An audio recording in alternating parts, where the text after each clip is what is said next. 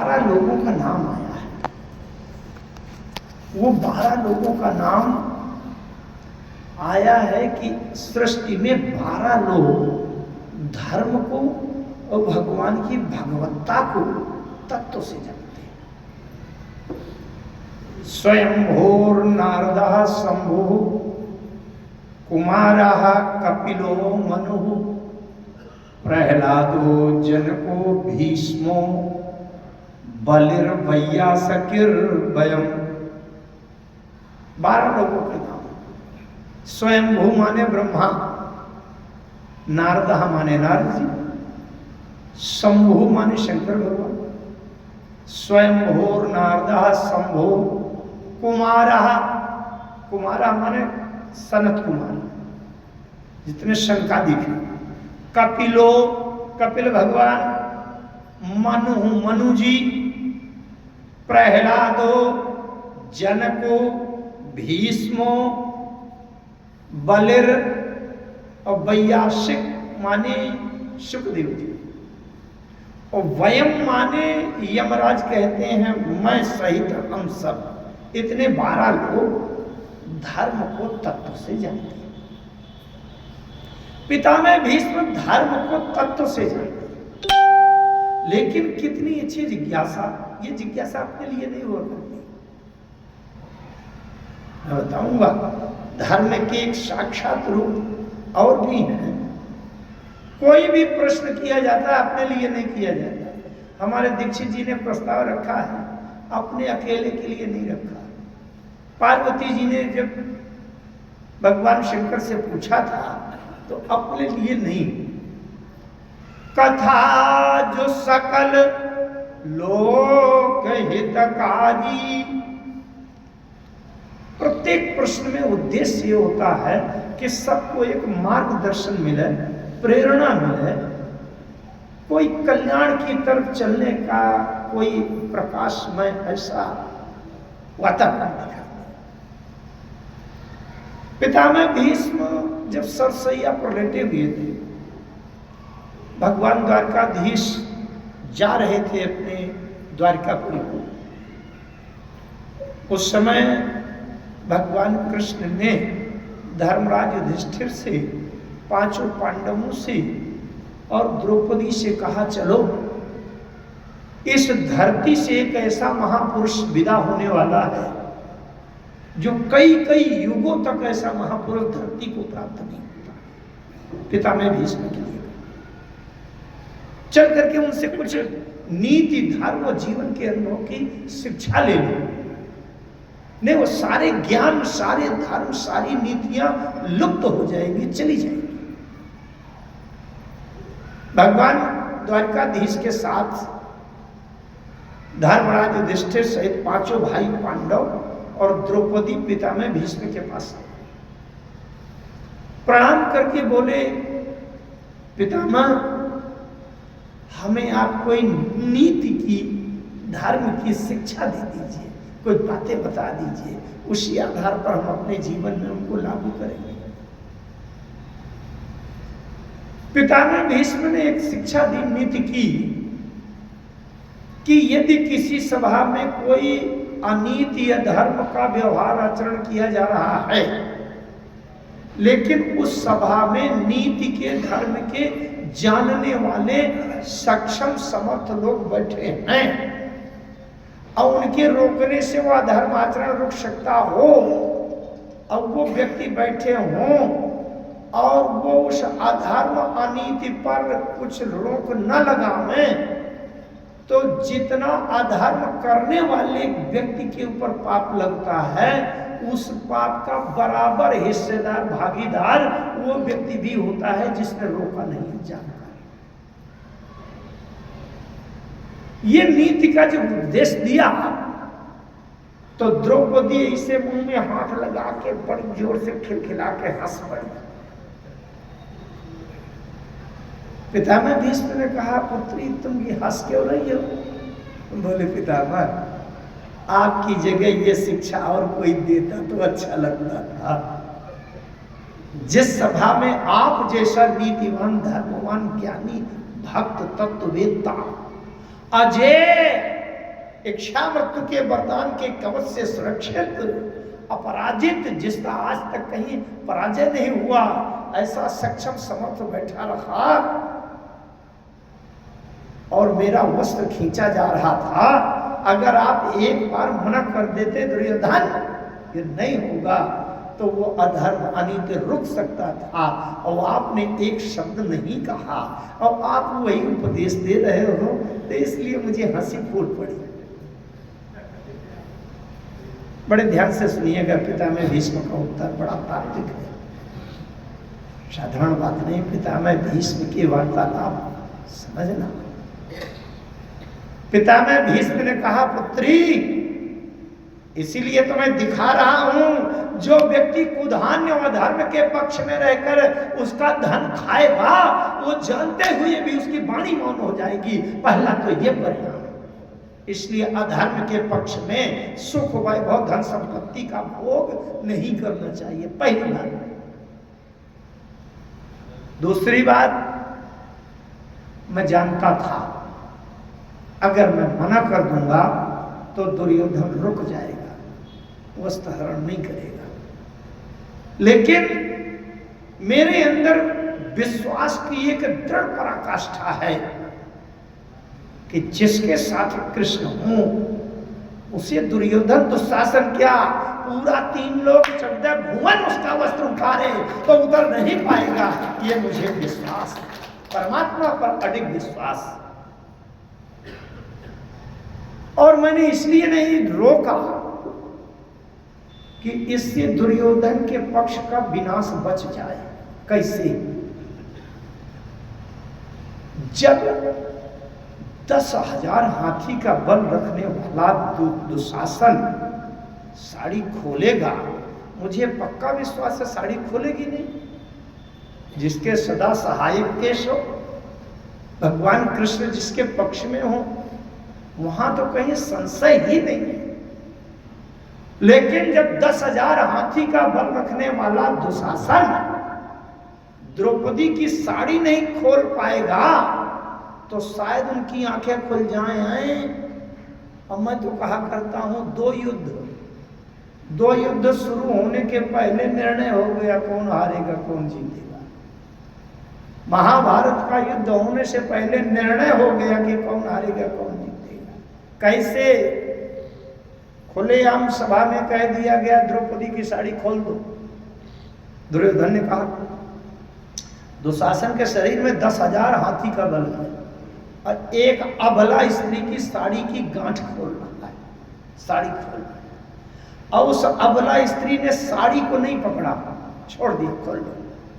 और यूं हाथ उठा लिया, है कृष्ण, हे केशव, हे द्वारकाधीश, हे बनवारी। हाथ उठा दिया माने छोड़ दिया, खोल लो साड़ी। और यूं कृष्ण से हाथ जोड़ लिया। इससे हाथ जोड़ने गिड़गिड़ाने के बजाय मैं कृष्ण के हाथ जोड़ लूं, तभी मेरी सच्ची सुरक्षा होगी। और इसको छोड़ दो खुला। बात ध्यान से समझिएगा।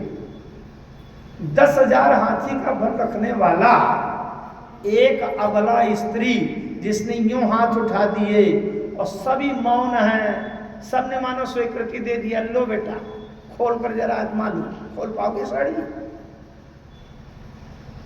तात्पर्य यह है कि 10,000 हाथी का बल रखने वाला दुशासन एक अबला स्त्री की जब साड़ी नहीं खोल पाया, तो जब बड़े बड़े महारथी पांडव सामने खड़े हो जाएंगे तो उनके सामने क्या करेगा? तुम तो अबला के सामने भी हार गए। जो अबला स्त्री की साड़ी न खोल पावे उसमें बहादुरी कहां से आएगी? निर्णय हो गया। पितामह भीष्म ने कहा, मैंने इसलिए नहीं रोका, द्रौपदी तो पूर्ण सुरक्षित है, लेकिन शायद इनकी आंखें खुल जाएं कि जब हम एक अबला स्त्री की साड़ी नहीं खोल पाए भैया, तो जब युद्ध भूमि में सामने बड़े बड़े महारथी 500 पांडव खड़े हो जाएंगे तब हम क्या कर पाएंगे। तो शायद ये समझ करके और अपने अनीति धर्म का आचरण बंद कर दें और वापस समर्पण में आ जाएं तो इनका विनाश होने से बच जाए। पितामह भीष्म ने कहा इसलिए मैंने उनको नहीं रोका कि तुम सारी। ये धर्म को तत्व से जानते हैं। धर्म अर्जुन ने यही तो भगवान कृष्ण से कहा था। अर्जुन ने कहा भगवान मुझे लगता है ये युद्ध करना ठीक नहीं है। उत्सन्न कुल धर्माणाम, ये हमारे जितने भी घर परिवार के लोग हैं सब मरने के लिए खड़े। तो मेरा धर्म कहता कि इनको मारना नहीं चाहिए। भगवान वासुदेव ने कहा श्रेयान स्वधर्मो विगुणः परधर्मो भयावह। अर्जुन तुम्हें ज्यादा विचार करने की जरूरत नहीं है, तुम्हारा जो काम है वो करो। धर्म क्या है? बड़ा बारीक प्रश्न है आपका आज का, बड़ी एकाग्रता से समझना पड़ेगा। बाहर का धर्म क्या कहता है? गुरु जी के चरणों में शिष्य को प्रणाम करना चाहिए और गुरु की आज्ञा माननी चाहिए। धर्म कहता है कि नहीं? अब अर्जुन के सामने गुरु जी खड़े थे और भगवान ने गीता का उपदेश करके क्या कहा? मार डालो इस गुरु को जो अधर्म की तरफ खड़ा। बड़े भ्रम में पड़ गए। गुरु के चरणों में से झुका के आज्ञा का पालन करना धर्म है कि गुरु के ऊपर बाण चलाकर उसकी हत्या कर देना धर्म है? बड़ा कठिन। महाभारत में कहते हैं श्रुतिर विभिन्ना स्मृतयश्च भिन्ना नैको मुनिर्यस्य वचः प्रमाणम धर्मस्य तत्वं निहितं गुहायां महाजनो येन गतः सपन्था। तो धर्म का निरूपण करना बड़ा कठिन है। रामचरितमानस के कुछ पात्रों से समझे तो सरलता से। गीता में तो सूत्र मिलेंगे। एक बात मैं निवेदन करूं, अपना परिचय बताऊं। राम कथा तो बाद में आई है मेरे जीवन में, गीता पहले आया। शायद कुछ लोगों को पता होगा मेरी जो शिक्षा थी वो साहित्यिक दृष्टि से नहीं थी। मैं वैज्ञानिक विधा का शिक्षा प्राप्त करने वाला। I am scientist, well highly educated, English medium BSc in 1979, well intelligence, topest position already, almost। और इसके बाद मैं विपरीत धारा में 7 साल तक नास्तिक हो गया था। जब परिवर्तन हुआ तो सबसे पहले गीता से ही शुरुआत हुई और गीता के एक एक शब्द को जीवन के अंदर देखा है। रट करके शब्द नहीं, जीवन के अंदर देखा है। ये श्लोक किस जगह पर है हमारे जीवन में, है कि नहीं? परंतु केवल गीता गीता बोलने का मतलब यह होगा केवल सूत्र बताए गए, जबकि कथा का मंच होता है कि उसके आधार पर वो बात सरल करके सबके हृदय तक पहुंचाई जाए, ये इसका प्रयास होता है। रामचरितमानस में आया और गीता में भी आया। धर्म शब्द के साथ, धर्म शब्द निरपेक्ष है, उसका कोई अर्थ नहीं होगा जब तक उसमें 2 उपसर्ग न जुड़े जाए, 2 विशेषण न जुड़े जाए। क्या? स्वधर्मो निधनम श्रेयः परधर्मो भयावह। धर्म के साथ स्व, एक तरफ स्व जोड़ा गया और दूसरी तरफ पर जोड़ा गया। समझ गए? स्वधर्म और परधर्म। मानस में निज निज धर्म निरत श्रुति रीति, वर्णाश्रम निज निज धर्म निरत वेद पथ लोग। धर्म के साथ निज निज शब्द। इसका मतलब निज माने मेरा, अपना, निजी। स्वधर्म स्व माने मेरा, पर माने पराया, दूसरे। इसका मतलब अपना धर्म और पराया धर्म ये होता है। कैसे? जैसे मैं आपके धर्म की व्याख्या करूं, किसी को गोली मार देना, गोली मारकर हत्या कर देना धर्म है कि अधर्म है? अधर्म। अगर आपकी तरह बीएसएफ के जवानों को ये बात बता दिया जाए कि गोली मारना अधर्म है, तब तो खड़े रहेंगे और आतंकवादी घुस आओ घुस आओ घुस आओ। मैं यथार्थ समझने के लिए बातें कर रहा हूं। जहां सामान्य नागरिक को गोली मारकर हत्या कर देना धर्म है, वहां सीमा सुरक्षा बल वालों के लिए आतंकवादी घुस रहा हो और गोली मारकर अगर आतंकवादी को ढेर कर दे तो वहां सरकार के द्वारा पुरस्कार दिया जाता है। अगर अधर्म होता तो उसको पुरस्कार न दिया जाता, और यहां गोली मार के हत्या करो तो 20 साल की जेल मिल जाएगी। मैं इसलिए कह रहा हूं, एक वही काम किसी एक विशेष परिस्थिति में धर्म बन सकता है, तो वही काम किसी दूसरे के लिए अधर्म बन सकता है।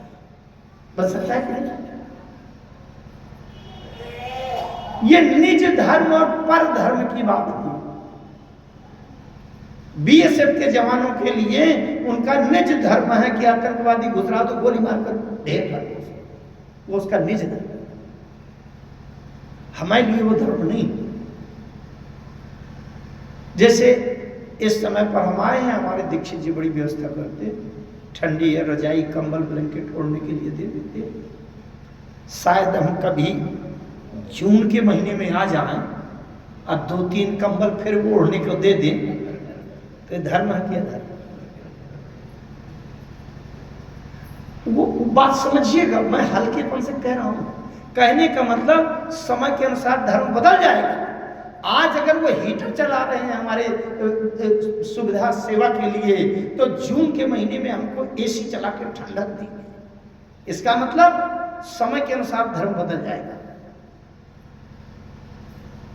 आप और मैं 2 लोग हैं, फतेहगढ़ में हमको प्यास लगी, आप तुरंत आवाज देंगे पानी पिला दो पंडित जी को। लेकिन आप और मैं दोनों लोग हमारे यहाँ जाके बैठ जाएं और प्यास लगे तो पानी पिलाने की व्यवस्था कौन करेगा? व्यक्ति वही दोनों हैं, काम वही, प्यास लगी है, लेकिन यहाँ पानी पिलाना आपका धर्म है। लेकिन हमारे आवास में पहुंच जाएं तो वही पानी पिलाना हमारा धर्म। धर्म बदल गया कि नहीं? अगर हम अपने पिताजी के सामने हैं, गुरु जी के सामने हैं, तो हमारा धर्म क्या कहता है? उनके चरणों में प्रणाम कर दें, उनकी सेवा कर दें, उनको जैसा जो कुछ आज्ञा हो पालन कर दें। लेकिन गुरु जी पिताजी हट गए और हमारे सामने हमारा शिष्य आ गया, तो हमारा धर्म क्या है? फिर प्रणाम करना धर्म नहीं है। आशीर्वाद दो, शिक्षा दो, उपदेश दो। इसका मतलब स्थान, समय और व्यक्ति के बदलने से धर्म बदल जाता है। सबसे पहले हमें यह जानना पड़ेगा कि मैं कौन हूं, क्योंकि स्वधर्म, निज धर्म, निज निज धर्म निरत श्रुतिरी, मैं अंत में वहीं चलूंगा। हम किस धर्म का पालन करें कि हमारा कल्याण हो, वो धर्म कौन सा है, वहीं पहुंचूंगा अंत में, आप ध्यान रखिएगा। धर्म स्वधर्म और परधर्म। स्व माने मेरा धर्म, तो जब तक मैं का ज्ञान नहीं है कि मैं कौन हूं, तब तक मेरा का निर्धारण नहीं हो सकता कि मेरा धर्म क्या है। सबसे पहले जानना है मैं कौन हूं। मैं कौन हूं ये जानने में दो स्तर के लोग हैं संसार में। एक स्तर वो है कि आप कहेंगे कौन, आपका परिचय, आप तड़ाक से कहेंगे राम गोपाल तिवारी, लेकिन इतना ही परिचय नहीं है। एक बार राम जी जब राजा हो गए थे तो अयोध्या में बढ़िया एक 10, 25, 50 लोग बैठे, कुछ बातें विचार हो रही थी। उस सभा में हनुमान जी नहीं थे और राम जी से कहा गया, सरकार आपका सबसे अच्छा ज्ञानी भक्त कौन है, सबसे ज्यादा ज्ञानी कौन है? राम जी ने कहा आप इसमें हनुमान के अलावा और कौन हो सकता है? कुछ लोगों को लगने लगा अच्छा हनुमान नहीं है क्या, और दूसरे नहीं है क्या? इतने बड़े बड़े ज्ञानी और सब बैठे हैं, और भी तो हो सकते हैं। हनुमान में ऐसी क्या विशेषता है कि एकदम बिना देर किए हनुमान का नाम निकल आया आपके मुंह से? राम जी ने कहा अच्छा। राम जी ने संदेशा भेजा हनुमान को बुलाओ, और जो दूत गया बुलाने, अरे राम जी ने तुरंत बुलाया, हनुमान जी दौड़े दौड़े आए, दौड़े दौड़े आए। जैसे घुसने के लगे, प्रवेश करने लगे, वैसे राम जी ने प्रश्न कर दिया, क्वासी तुम कौन हो? अरे हनुमान जी एकदम छिटक गए। भाई आपके घर में रोज आपके कार का ड्राइवर आता है, घुसता है, और तुम कौन हो? कोई ना कोई विशेष बात है? हनुमान जी रुके। हनुमान जी ने उत्तर दिया, ऐसा नहीं कि राम जी जानते नहीं। हनुमान जी ने हाथ जोड़कर उत्तर दिया, देह दृष्टिया तु दासो हम।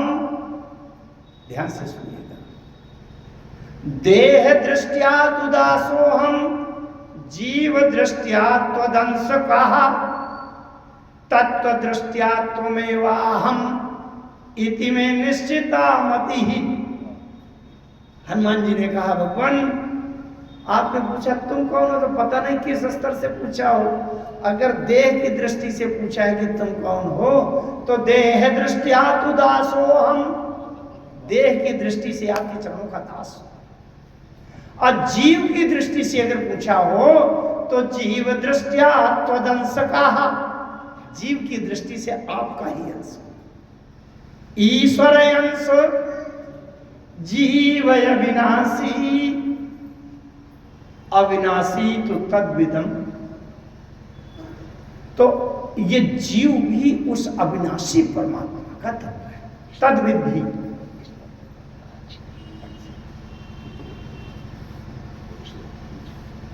अविनाशी तो तद्विधि, येन सर्वमिदं ततम। हनुमान जी ने कहा देह दृष्टिया तु दासोहम, जीव दृष्टिया त्वदंश कहा, तत्व दृष्टिया त्वमेवाहम, इति में निश्चिता मति।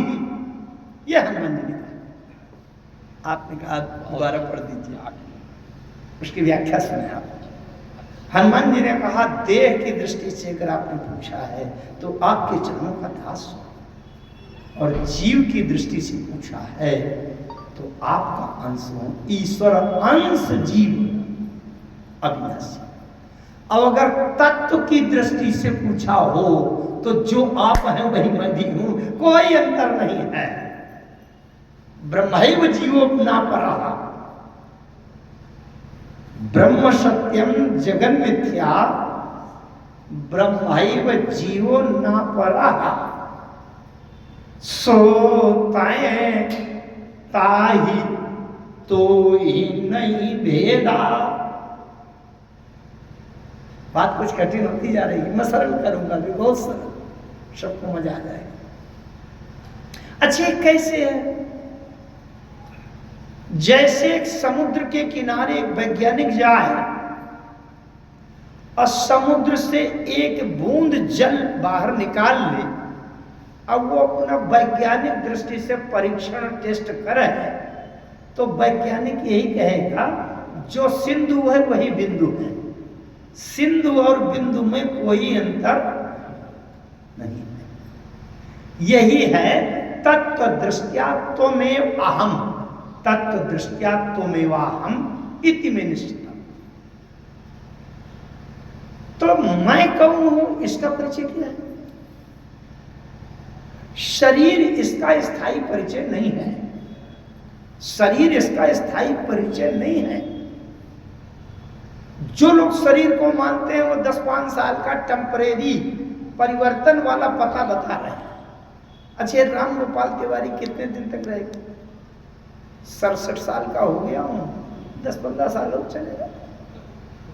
अरे भाई, एक ना एक दिन तो जाना है, ये कोई भावुकता वाली बात नहीं, यथार्थ सत्य है, स्वीकार्य। कितने दिन ये राम गोपाल तिवारी का शरीर रहेगा? ये स्थायी परिचय नहीं। ज्यादा जो जानने वाले होते हैं वो यही कहते हैं कि जीव ही मेरा परिचय। परिचय की बात देख ले, थोड़ा सा किसी माध्यम से, किसी बहाने से थोड़े से प्रसंग ले लूंगा। हनुमान जी जब विभीषण जी के दरवाजे पहुंचे और विभीषण जी ने हनुमान जी से पूछा, तुम कौन हो भैया? पंडित बने यहाँ घुसे खड़े हो, बड़ा खतरा है, पता नहीं कौन राक्षस देख ले, चूस के फेंक दे हड्डी। तो हनुमान जी ने भी परिचय पूछा विभीषण जी का। विभीषण जी ने कहा, मैं रावण का भाई हूं। हनुमान जी ने कहा, लगते तो नहीं हो रावण के भाई। अरे रावण के भाई होते तो एक और लक्षण तो मिलता होता। रावण शयन किए देखा कपिते ही, अतुमते ही समय विभीषण जागा। एक और लक्षण मिलता है। एक मोह दिशा सब सोवनिहारा, और यही जग जामिन जागही। जो कितना अंतर। अच्छा, रावण सुंदरियों में घिरा हुआ है। उसने शुक्लखा ने कहा है, करसी पान सोस दिन रात शराब पिए पड़ा है। अगर रावण के भाई होते तो रावण अगर 20 बोतल पिए पड़ा है तो न 20 पीते, 2 बोतल 3 बोतल तो तुम भी लगाए पड़े होते कि नहीं? रावण के यहाँ 100-200 सुंदरियां थी तो 2-4 तो तुम्हारे इर्द गिर्द भी मौज करती कि नहीं? लेकिन एक रावण है जो काम दाम धाम में डूबा है, और एक तुम हो जो आधी रात में जाग करके राम में डूबे हो, इसलिए भाई तो नहीं लगता। कैसे भाई हो सकते हो? भाई कैसे हो तुम? विभीषण जी ने कहा, विश्रवा मुनि का पुत्र रावण है और विश्रवा मुनि का बेटा मैं भी हूं, इसलिए दोनों भाई हो गए। अरे हनुमान जी ने कहा, ये किराए के कमरे का पता बता रहे, कोई स्थायी पता है? भैया शहर में एक मोहल्ले में 3 महीने रहे, अभी वो कमरा खाली कर दिया, फिर दूसरे मोहल्ले में ले लिया किराए का। 6 महीने बाद तीसरे मोहल्ले में चले गए, और 3 साल पहले पता लिख के चिट्ठी डालो कहीं मिलेगी। ये शरीर किराए के कमरे की तरह है। अरे 10-5 साल में अभी बदल देना पड़ेगा। चींटी चींटा मच्छर एक दिन की जिंदगी होती है, कुछ कीट पतंगे होते हैं 2-4 दिन में मर जाते हैं, पक्षी चिड़िया होती है 6 महीने में 2 साल में चले जाते हैं, गाय भैंस होती है 15-18 साल में 20 साल में चले जाते हैं, उसी तरह 100 साल में चला जाएगा। इस सृष्टि में 100 साल के लिए अगर मिल गया तो बहुत कोई स्थायी है क्या? जहां पृथ्वी की उम्र 600 करोड़ वर्ष होती है, वहां 100 साल के लिए भी रह गए तो कोई बहुत स्थायी है क्या? ऐसा कोई परिचय बताओ जो बदलने वाला ना हो। हनुमान जी ने विभीषण जी से पूछा, रावण के तुम पूरे पूरे ठीक ठीक भाई हो कि कुछ गड़बड़ी है बीच में? विभीषण जी ने कहा थोड़ी सी तो चाल है। क्या? रावण का भाई तो हूं लेकिन सौतेला भाई हूं। आए है हनुमान जी ने कहा ये देखो निकल आई चाल। मानस में लिखा है सौतेला भाई। आपने कथा पढ़ी है, प्रताप भानु नाम के राजा थे, उनको श्राप मिला तो प्रताप भानु रावण बन गया और उनका छोटा भाई अरिमर्दन कुंभकर्ण बन गया। असचिव जो रहा धर्म जिजासु भयो विमात्र बंधु लघुतासु नाम विभीषण जी जग जाना विष्णु भगत विज्ञान निधाना। विमात्र माने माता दूसरी। हनुमान जी ने कहा कि तुम रावण के सौतेले भाई हो। अच्छा। हनुमान जी ने कहा विभीषण जी, ध्यान से सुनना, हनुमान जी ने विभीषण जी से कहा कि तुम रावण के सौतेले भाई हो लेकिन मेरे सगे भाई हो। ये बताओ सगे भाई का साथ दोगे कि सौतेले भाई का? विभीषण जी ने नीचे से ऊपर तक ऐसे ऐसे देखा, ये सौतेले भाई आगे दिखाई पड़े। मैं नहीं मानता कि तुम सगे भाई हो। सगे भाई वो होते हैं जिनकी माता एक होती है। माता का नाम बताओ। मन गढ़ंत बात नहीं है मित्रों, मानस में लिखा है। तब हनुमंत कहा सुनो भ्राता। भ्राता कहा ना, विभीषण जी का ने कहा नहीं मानता, माता का नाम बताओगे तब मानूंगा। हनुमान जी ने कहा बिल्कुल ले। देखी जाऊं जानकी। जानकी मेरी माता का नाम। मैं ये बताओ तुम्हारी माता नहीं है जानकी? सगे भाई हैं। जानकी के कितने बेटे? बोले जनक सुता जगत जननी। वाह, बड़ा अच्छा लगता है आपको इतनी तन्मयता से सुनते। जग जननी, संसार की माता। हम तुम दोनों सगे भाई हैं, माता कभी बदलने वाली नहीं। अब पिता बदलेंगे क्या? अरे जगत पिता रघुपति विचारी और भारी लोचन छबिले। ये स्थायी परिचय है। जगत जननी जानकी हमारी माँ और जगत पिता राम जी हमारे पिता। हम दोनों सगे भाई हैं, एक विचारधारा के हैं। मैं केवल परिचय बताने के लिए इस विषय में आया, फिर से वही पहुंचता हूं और उसमें कुछ सरल बात की व्याख्या करूंगा उदाहरण सहित। और हमारा कल्याण कहाँ है, धर्म वो कौन सा है कि जिसके पालन निर्वाह करने से हमारा आत्मकल्याण, वो धर्म कौन सा है? मेरे कहने का तात्पर्य कुछ लोग सांसारिक परिचय दे देते हैं शरीर का, लेकिन जब परिचय और गहरे अंदर जाकर विचार करते हैं तो जीव ही हमारा परिचय है, आत्मा ही हमारा परिचय है, प्राण तत्व ही हमारा परिचय है। तो उसका धर्म अलग हो जाता है। शरीर अगर हमारा परिचय है तो शरीर किसी न किसी का पुत्र होगा। ये शरीर है तो कोई ना कोई इस शरीर के माता पिता रहे होंगे कि नहीं? सभी के रहे होंगे, जानते होंगे नहीं जानते? कोई ना कोई इसका जाति होगा, कोई देश होगा, किसी जिले का रहने वाला होगा, गांव होगा, पड़ोसी होंगे, कुछ भाई होंगे, छोटे होंगे, बड़े होंगे, बहन होंगे, बुआ होगी, कोई ना कोई शरीर के होंगे कि नहीं? देश होगा, जाति होगा। अगर आप अपने को शरीर मानते हैं तो आपका धर्म क्या है? जिस देश जाति में जन्म लिया बलिदान उसी पर। ये धर्म है इस शरीर का। माता पिता के प्रति, भाई के प्रति, मित्र के प्रति और गांव के प्रति, देश के प्रति, अपने जनपद के प्रति जो कर्तव्य है, हमारी कर्तव्य कितने व्यापक हैं। नदियां अगर प्रदूषित हो रही है तो दोष हमारा है, कहीं ना कहीं चूक हमारी है।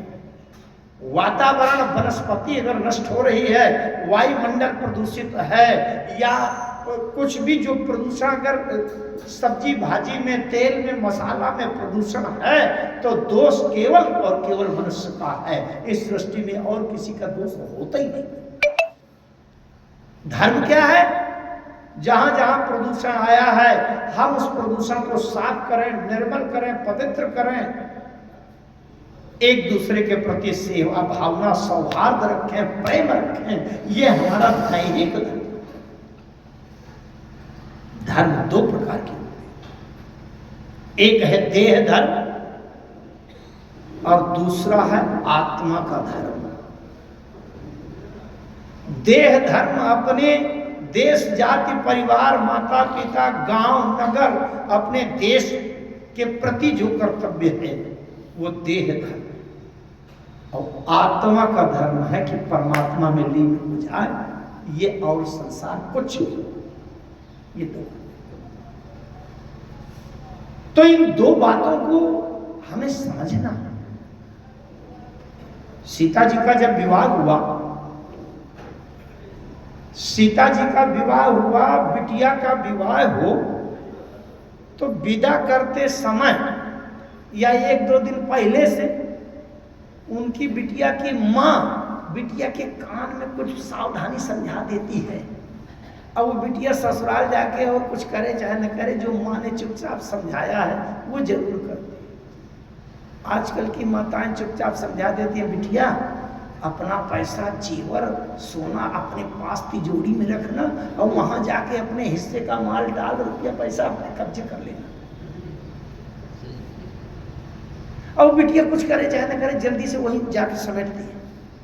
लेकिन जब सीता जी को विदा किया, सीता जी की माता ने क्या कहा? सास ससुर गुरु सेवा करे हूँ, पति रुख लखी आयसु अनुसरे हूँ। धर्म की बहुत बारीक मीमांसा है।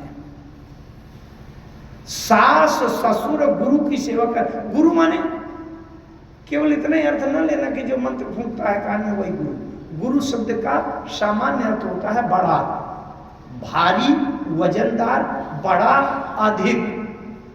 हमसे जो ज्यादा पढ़ा लिखा है वो गुरु हमसे बड़ा है, चाहे जिस भी से।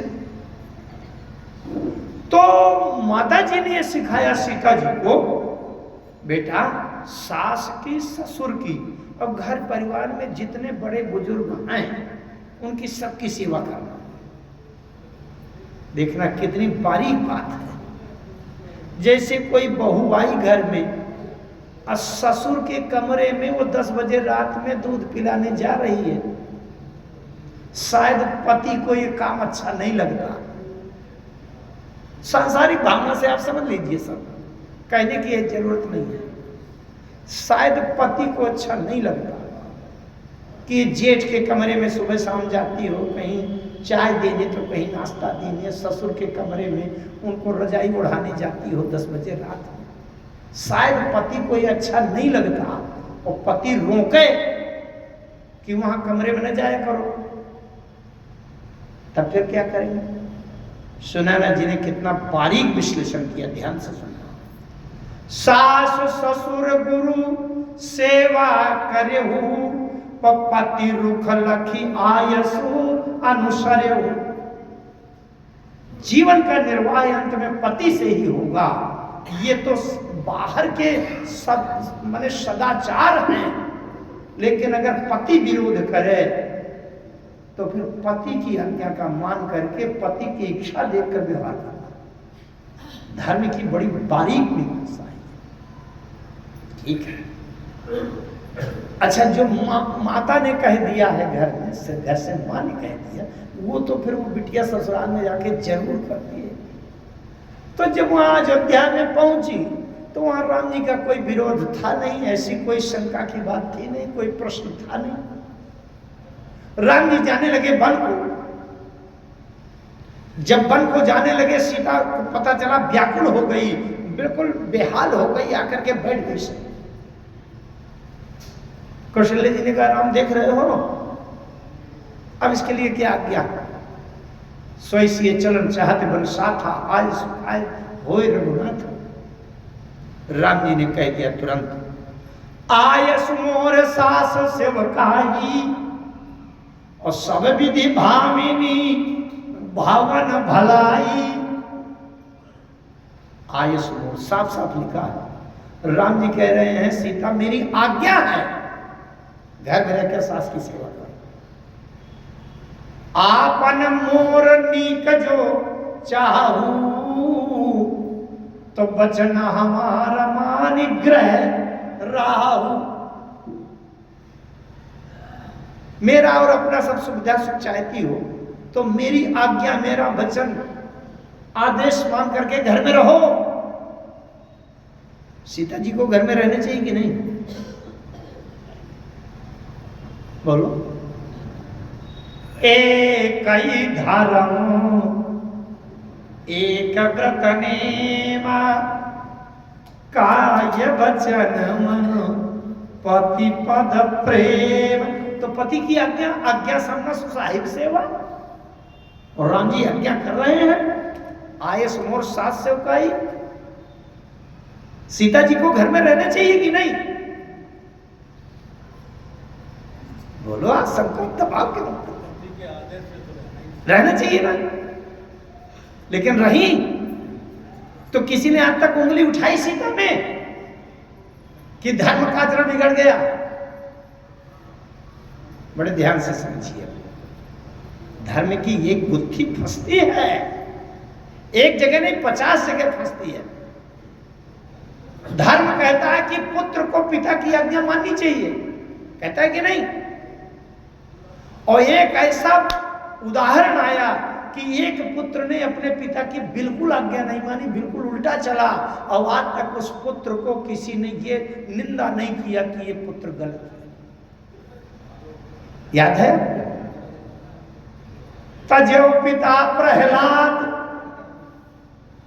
हिरण्यकश्यप पिता है, अब प्रहलाद पुत्र है।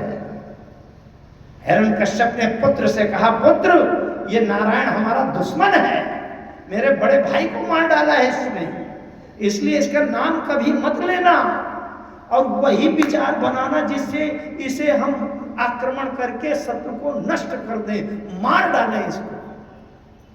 वो शक्ति, युक्ति, विद्या अर्जित करना। परंतु प्रहलाद ने माना। धर्म क्या है?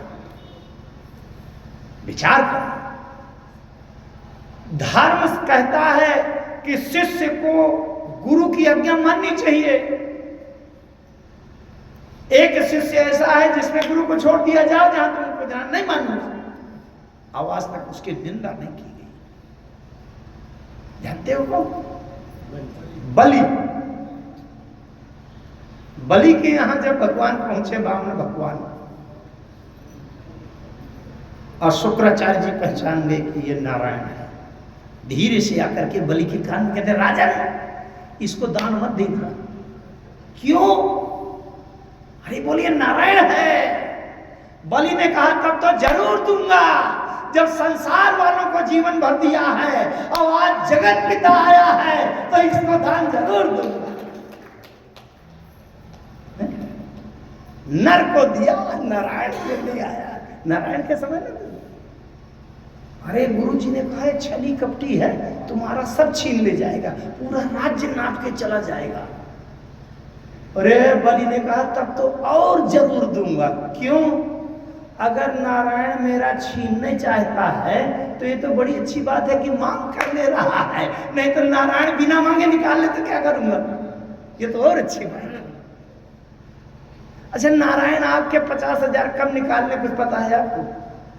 पता नहीं कौन सा एक्सीडेंट कर दें, कहाँ का रोग दर्द पैदा कर दें, 50,000 जांचों में लग जाए। गाड़ी आपकी कार कहाँ खराब हो जाए, कहाँ टक्कर लग जाए, 1 लाख रुपया लग जाए, तो नारायण तो चाहे जब निकाल ले। ये तो बड़ी अच्छी बात है कि मांग कर लेने आया, तब तो जरूर दूंगा। गुरु ने कहा मैं तुम्हें छोड़ दूंगा। ध्यान दीजिएगा, धर्म का बड़ा सार तत्व है। बलि ने कहा अगर नारायण मिल रहा है, अब गुरु छूट रहा है, तो गुरु को छोड़ देना चाहिए। पर आत्मा का धर्म है कि परमात्मा को प्राप्त होना चाहिए, ये अंतिम धर्म है जीवन का। सीता जी को जब राम जी ने कहा आयुष मोर सास्य भाई, आइए देखिए उसको। सीता जी ने कहा प्रभु देह दृष्टि से आप पति हैं, मैं पत्नी हूं, देह दृष्टि से। अरे शरीर तो किसी का माता पिता पति पत्नी होते हैं, हमारा शरीर छूट गया तो काहे का पिता काहे का पुत्र। आपका शरीर छूट गया तो किसकी पत्नी किसका पति, है ना। ये शरीर के तो पति पत्नी अब पिता पुत्र हुआ करते हैं। सीता जी ने कहा प्रभु आप इस शरीर के पति हैं और ये शरीर आपकी पत्नी है, तो पत्नी का धर्म है कि पति की आज्ञा का पालन करें। तो ये शरीर को मैं छोड़े देती हूं, ये शरीर ही पत्नी है, तो ये शरीर पति की आज्ञा का पालन करे, मैं जबरदस्ती नहीं करूंगी। लेकिन प्राण का धर्म है कि प्राणनाथ के साथ जाए, इसमें तो रोक नहीं लगा सकते आप। इसलिए सीता जी ने कह दिया प्रभु मैं एक बात बता देती हूं कि तन प्राण की केवल प्राणा, अविधि कर तब कछु जात न जाना। अगर ये शरीर रूपी पत्नी का पति इस शरीर को अनुमति दे देगा तो ये शरीर जाएगा, और आज्ञा नहीं देगा तो ये पड़ा रहेगा। लेकिन प्राण तो प्राणनाथ के साथ जाएगा, इसको कोई रोकने वाला हो गया निर्णय। शरीर का धर्म क्या है और प्राण का धर्म क्या है, धर्म की बात सुन रही है ये धर्म। तो अब आप ये बताइए कि अगर अनुमति दे देंगे शरीर को तो जाएगा, और नहीं तो प्राणों के लिए आपसे पूछने की जरूरत नहीं है, प्राण तो जाएगा ही प्राणनाथ के साथ। ये धर्म का निर्णय है। एक बहुत अच्छा प्रसंग आया, ब्रह्मा जी के पुत्र हैं वशिष्ठ जी। वशिष्ठ जी को जब प्रकट किया ब्रह्मा जी ने, वशिष्ठ जी ने पिताजी से ब्रह्मा जी से हाथ जोड़कर कहा पिताजी मेरे लिए क्या काम है, कौन सा विभाग दे रहे हो। ब्रह्मा जी ने कहा तुम उपरोहित बन जाओ सूर्य वंश के। अरे वशिष्ठ जी ने कहा पिताजी आपके में इतना लाडला प्यारा बेटा और आपके अधिकार में इतने विभाग हैं, तो एक गंदे संदे विभाग में क्यों लगा रहे, कोई अच्छा वाला विभाग दे दो। सब कोई निंदा करता है इसकी, बड़ा गंदा बड़ा गंदा बड़ा गंदा। उपरोहित्य कर्मयति मंदा, वेद पुराण सुमृति कर निंदा। मैं नहीं लूंगा। सब लोग कहते हैं बड़ा खराब बड़ा खराब। जब न ले मैं तब विधि मोही, कहा लाभ आगे सुत तो ही। जब मैं नहीं ले रहा था तो ब्रह्मा जी ने कहा बेटा चूको नहीं, इसमें बड़ा फायदा होगा।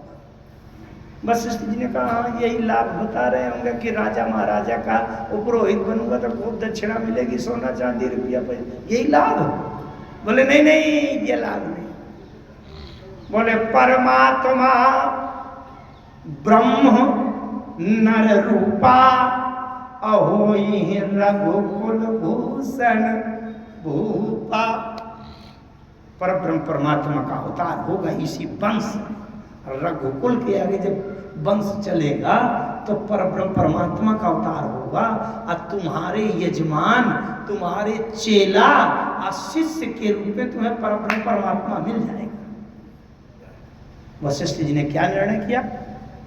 तब मैं हृदय विचारा जोग यज्ञ जपदान, जा कहूं करिय सो पाई हूं, अब धर्म न यही सम।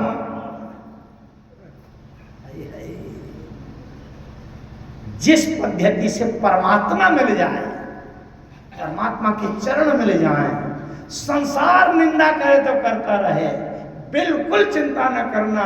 अगर परमात्मा मिल रहा हो तो तड़ाक से पकड़ लेना, अवसर न चूकना, धर्म न यही सब। हमारे इस मानव जीवन का मूल धर्म है परमात्मा। भारत जी के लिए थोड़ी सी बात करें। धर्म का रूप है, क्योंकि जब चारों का विवाह हुआ था वहां महाराज दशरथ की दृष्टि गोस्वामी जी ने लिखी थी। मुदित अवधपति सकल सुत बधुन समेत निहारी, अज्जन उपाय महिपाल मन क्रियन सहित प्रचार। तो उसमें अर्थ धर्म काम मोक्ष में भारत जी धर्म है। राम जी जब वन को चले गए थे, महाराज दशरथ के प्राण निकल गए। गुरु वशिष्ठ जी ने दूत भेजकर मामा गांव के यहाँ से भरत जी को बुला लिया। भरत जी आए, बड़ा अच्छा उसी प्रसंग में पापों का ये लेखा करा रहे थे हमारे शिव जी। और भरत जी ने उनके अंत्येष्टि त्रयोदशा है दशरात्रि कर दिया। इसके बाद गुरु जी ने राज्यसभा की बैठक बुलाई और भरत जी को बुलाया। गुरु जी ने सब पूरी बातें बताई। पहले दशरथ जी राम जी को